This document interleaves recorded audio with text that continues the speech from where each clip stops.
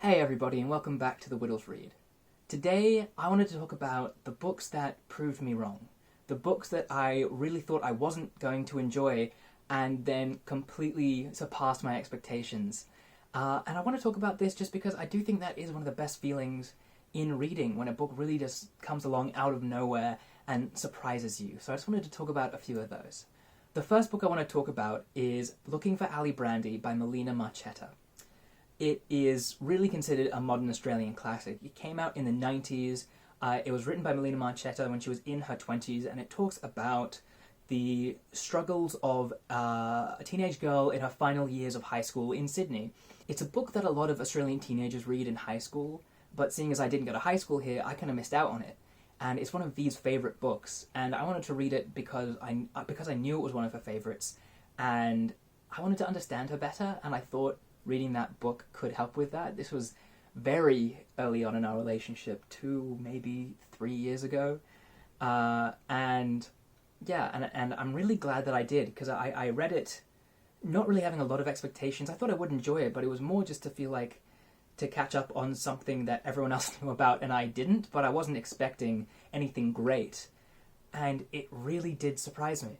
I think it was really important for me to read that book because it did discuss a few very Australian issues, because, you know, the main character is an Australian girl whose heritage is Italian, and so her mum was born in Australia, if I can remember rightly, but her grandmother wasn't, and so there is a little bit of a cultural boundary, as the granddaughter is, you know, extremely Australian, works in Macca's in Redfern, as pretty much as Aussie as you can get. Whilst going home, she goes back to this, you know, vibrant Italian household where they're constantly cooking and are very in touch with their roots, and it's her kind of exploring her connections with her culture and where it fits in the Australia that she was part of.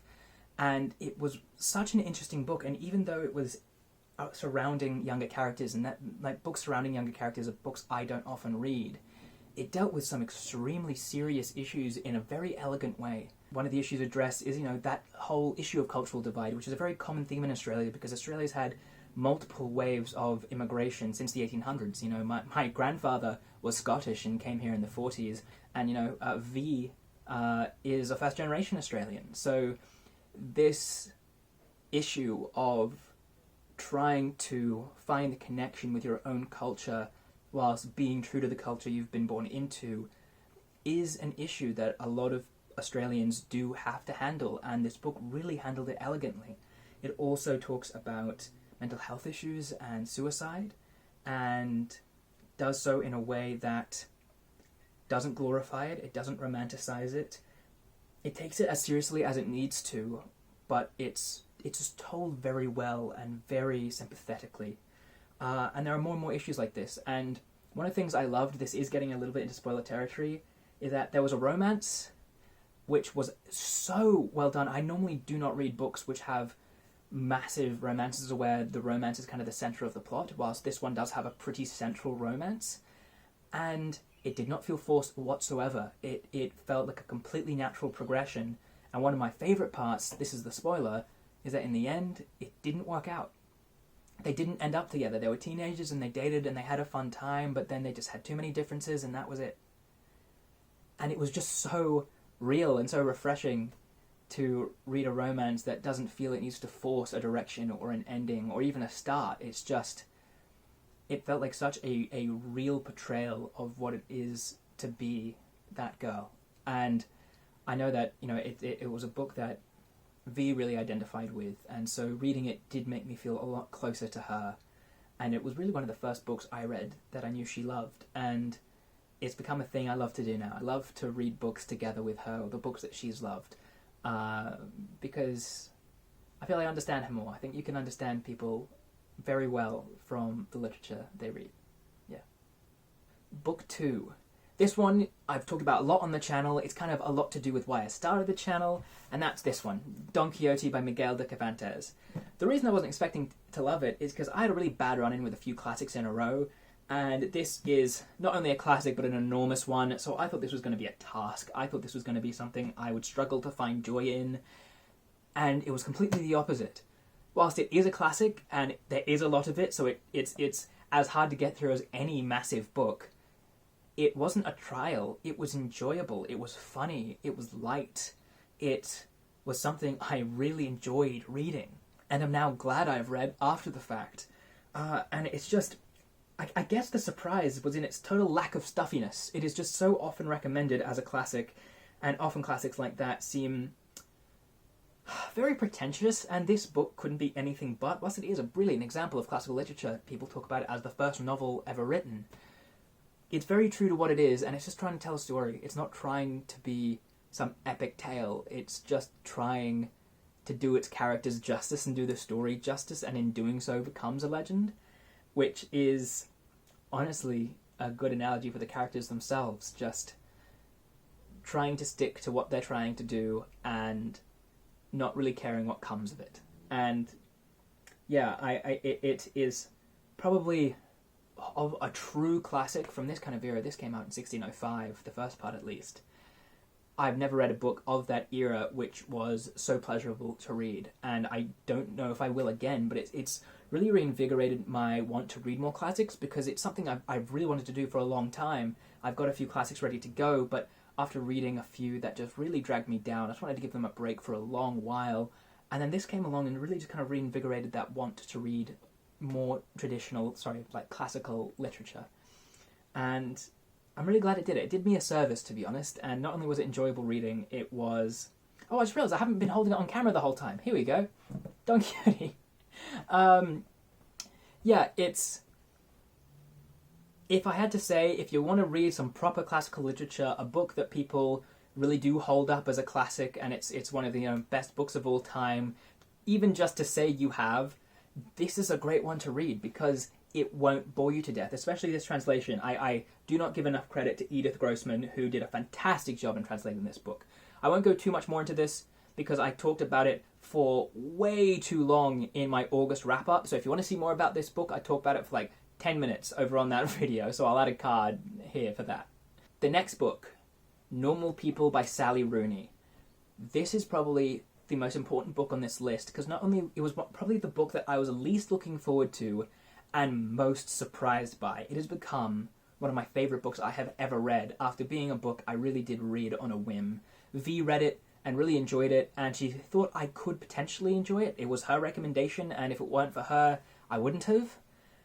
And it blew me out of the water. It is just one of those, I could not put it down, and it just really made me entirely review the foundation on which I've built my taste in literature. It should go against everything I like, but it's just so cerebral and personal, and just such an analysis of humanity and characters in a way that I have not seen done elsewhere, which might just be my own ignorance, to be honest, but I liked how it was just such an in-depth character analysis at the sacrifice of plot. There wasn't a massive plot to it. There wasn't really any plot to it. The plot was the characters. The story was told through them and how they changed and how their situations developed. You don't really see why or what drove it or any events. There's almost no significant events in the whole book. Most of it's just them hanging out together in an apartment or in a bedroom somewhere. And you still just see such a glimpse into life, and it's hard to put it into words, as you can see. But yeah, it's just one of those books which has just really opened up my eyes to an entire genre, and it might not just was it a one random book that happened to shoot out and really shock me. It revealed more and might have such long-lasting effects of just knowing that this is a genre which can appeal to me. It has just given me, again, the way Don Quixote did for classics, this has just given me a an urge to explore books like it in similar genres and just explore an entire area of literature I never had before. And so that's why I am so glad I read it. As per usual, I cannot thank V enough for the recommendations she has given me and just the guidance she has given me with reading. The next book, Pride and Prejudice. It feels sacrilegious to be talking about this book without V here. This is V's favourite book of all time. This is her rainy weather book. Her rainy weather movie is Bridget Jones, which is based off of Pride and Prejudice. She just loves everything about it. She loves Mr. Darcy, she loves the era it's set in, she loves Mr. Darcy, she loves the characters, she loves Mr. Darcy, she loves England, and she just really loves Mr. Darcy. And she's going to kill me when she sees this. But again, this is one of the books that, you know, whilst Alibrandi was kind of a subtle recommendation, this was a you must read it if you know me and love me. This is a book that is so important to me, and I really didn't have much choice. I'm not going to pretend I read this of my own free will. It was very much on threat of something. I didn't question it far enough to actually find out what I was being threatened with, but it was something, and it was something I probably didn't want to find out about. But I'm so glad I read the book. It is, again, one of those classics. I read this 2-3 years ago, and it was one of the things that first started up my interest in classics. It was, you know, that kind of arc of this really started it up again, and then I read a few and then dipped again, and then Don Quixote brought it up again. But this is a book, I just didn't expect Austen to be so witty. The writing is so good, because, you know, the plot is something that I just never thought I could be interested in, and honestly, still not. Couldn't care less about a generally, like, romance-figured plot. The era doesn't interest me that much, but just the way Austen writes, it's just so witty and clever that I want to follow along just because I want to see what they say next. I want to follow the people. For me, this was far more about the characters and the dialogue than it was about the plot. And so I will happily read anything that Austen writes because it's her writing that I love, not her plots. And I'm sure she will continue the same wittiness across her books. So yeah. This is the only Austen I've read so far, but I have a stack of all of her major works, which I will be getting through soon. The book I've left to last is The Ocean at the End of the Lane by Neil Gaiman. Now, I almost feel embarrassed for this book being here, only because what an idiot I was to doubt Neil Gaiman for a second. This is a book centered around a young boy in England. I didn't really care for the plot. Again, it was aimed around a young child, and I just generally don't enjoy books that are aimed at a younger audience. But the thing about this book is I don't know if it is centered around or aimed for a younger audience, and I don't think Gaiman does either. There's actually, you know, in most of Gaiman's books that I own, I don't know if it's this particular edition or just his books in general, there's an interview at the back, and he actually says something about it. I'll see if I can find the quote. "The Ocean at the End of the Lane is the first time I really had to stop and think to myself, who am I writing this for in terms of age? Because I never had this issue before." And I can definitely see why, because whilst this is definitely about a young boy and a young boy's fear, it is as if it's from an adult's perspective, which doesn't make it alienating to kids. It's still a great book to read a child, but it sounds like it's from the voice of, you know, well, the child when they're grown up. The actual original narrator, the person who's the character at the very beginning, very end of the book, this is a very minor spoiler, barely one at all, is the kid when he's grown up. And so it is this look back on how terrifying childhood could be through the eyes of this young boy. And it's got some brilliant Gaiman world-building aspects and just some themes that children would still find entertaining, but adults would see an entirely different side to, an entirely different characterization to. Like, the book is basically about how this boy brings something back from the forest, and it's this woman who becomes his nanny, who is a monster and is, you know, basically trying to seduce and get in the way of his relationship with his parents and kind of seduce his father. And so, but it's told in such a subtle way that a kid would miss it. And it's so not graphic or not overt, but, you know, a child reading this would go, oh my gosh, this monster's trying to read my family, whilst I, as an adult reading it, thought, wow, what a unique way to represent the fears a child can have and how a child can view these really human adult themes in such terrifying ways. And obviously it's a heartwarming book. I don't think any of Gaiman's, even Gaiman's darkest books, are somehow heartwarming. And it is a book that I opened at... I just finished reading Heart of Darkness by Joseph Conrad, which was a slog. I was trying to force my way through it because I was doing this all for a reading challenge, and one of the prompts, I think it was like about water or something like that, and so I got Oceans at the End of the Lane purely because I knew it was Neil Gaiman, so even if it was a bad Gaiman book, it would be great. Little did I know there's no such thing as a bad Gaiman book, and so I opened it at 4 or 5 p.m. and didn't stop reading until I finished it at 2 a.m. This was a book I read in one sitting, and it's not the smallest of books, it's over 200 pages, 250, and I just couldn't put it down. And it just really did... I felt a bit more connected to my childhood, the fears and anxieties I had, but also just that feeling of staying up all night in the dark and reading a book. It's just such a great feeling. And yeah, I'm an idiot for ever doubting Neil Gaiman, and I'll be the first to admit that, but it's a book that surprised me, and all of these books, I'm so happy that they surprised me, because it just...